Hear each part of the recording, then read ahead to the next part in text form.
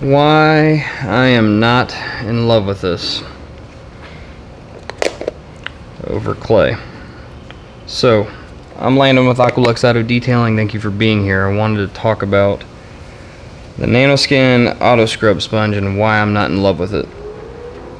So, I've used it for a little while now. I've got a really good feel for it. My normal go-to is Clay Magic Blue, and then I have the medium if I really need to ramp it up.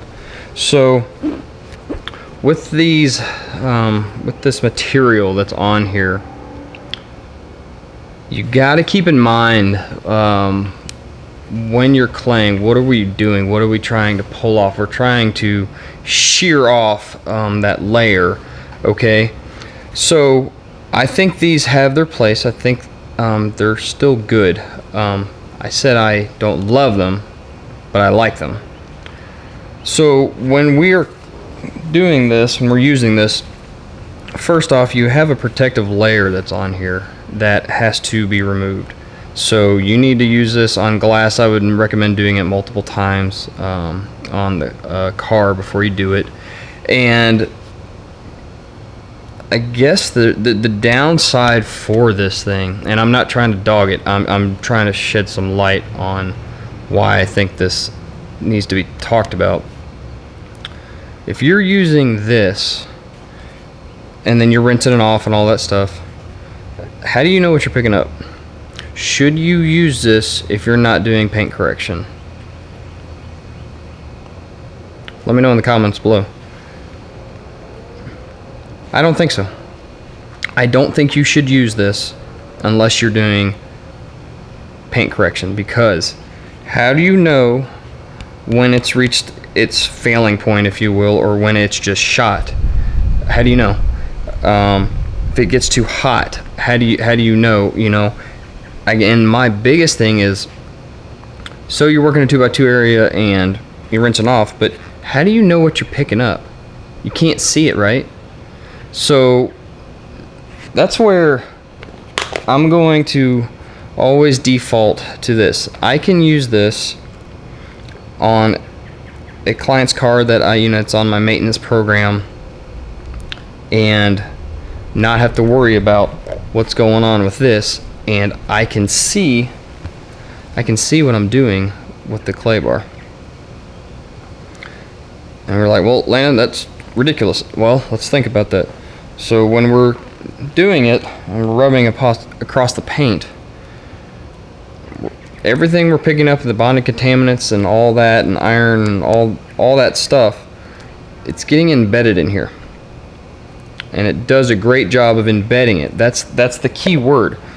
Where's all the stuff that we're doing with this? Think it still can be used, but where's it going? Can you see what you're doing? Just ask yourself that. So, why my default is always going to be this is because all the contamination and everything that we're doing when we're mechanically decontaminating and picking up all that grease and grime and all that stuff, I can see what I'm doing, and it's getting embedded into this. Then I can knead it around, it stays embedded in this, and I can see what I'm doing. That is a huge deal. So I hope that makes sense. I have seen the clay polishing disc, and those things, I'm gonna be careful how I say this, they concern me. I don't think I will ever use one, just because how do you know when this is degraded to the point? And so say it's degraded, well, what is gonna happen if you are using it on a DA polisher and you don't know when it's gonna fail? You have to keep that in the back of your head, and you're constantly always monitoring it. Well, guess what can happen? You're gonna mar the snot out of the paint, and somebody's gonna have to answer for it. That is just my opinion. These get hot and sticky. You have to be careful how you store them. Like I said, I'm not trying to dog this. I'm wanting to shed some light on the reality of everybody's getting on this train of these things.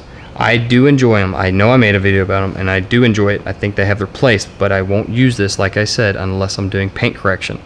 Okay, they have another one of these. It's the medium grade, but the clay it does what we need it to do. Yeah, it's old-fashioned or whatever, but think about that. You can't see what you're doing, and you don't know when this is going to fail, and you have to constantly rinse it. So kind of got to weigh the pros and cons. All right, so this can be good. It can help you get up and be faster, but you're gonna have to monitor this. You need to know. You got to keep it rinsed off. You got to store it properly. Do not put these like in a plastic bag and then set it on them. You're just gonna it's gonna turn all nasty. So I kind of just wanted to shed some light on that. I hope that makes sense. It's a big deal to me because the less I have to think about something, if you will, I'm not trying to say like I'm not thinking, but if I have to constantly monitor something, it's going to put more stress on me, and I don't want to do that. Whether I'm using this if I was using on the dual action, that's just going to be like, that is just too much for my brain. No, thank you.